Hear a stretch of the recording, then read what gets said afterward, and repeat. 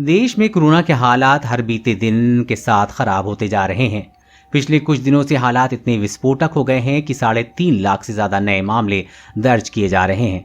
अब सिर्फ मामलों में बढ़ोतरी नहीं देखी जा रही, बल्कि कई राज्यों में वायरस के खतरनाक वेरिएंट भी देखने को मिले हैं, फिर चाहे वो डबल म्यूटेंट हो या फिर बंगाल का ट्रिपल म्यूटेंट।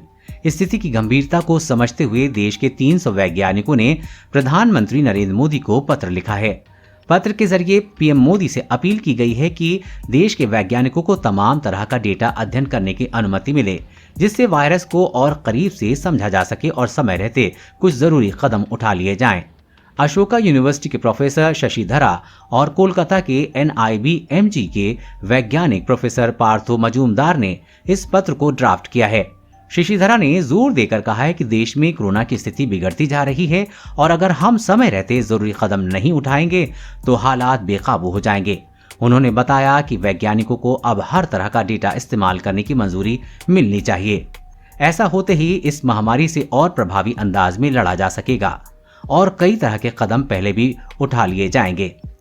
पत्र में इस बात पर भी चिंता जाहिर की गई है कि देश में कोरोना के मामले काफी तेजी से बढ़ रहे हैं।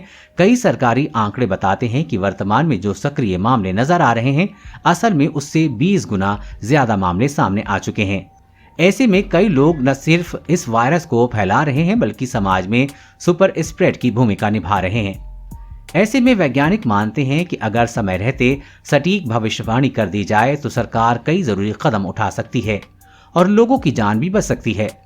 पत्र में कोरोना के दिख रहे नए वेरिएंट का भी जिक्र किया गया है। कहा गया है कि इस पर भी अध्ययन करना बहुत जरूरी है। सरकार से मांग की गई है कि वैज्ञानिकों को बड़े स्तर पर वायरल जीनोम सीक्वेंसिंग को अंजाम देने दिया जाए।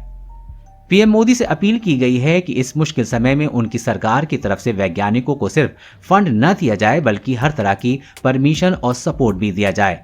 भरोसा जताया गया है कि अगर समय रहते कोरोना को लेकर जरूरी अध्ययन पूरा होता है तो इसमें न सिर्फ देश का भला होगा, बल्कि बड़े स्तर पर जारी इस तबाही पर भी अंकुश लगेगा।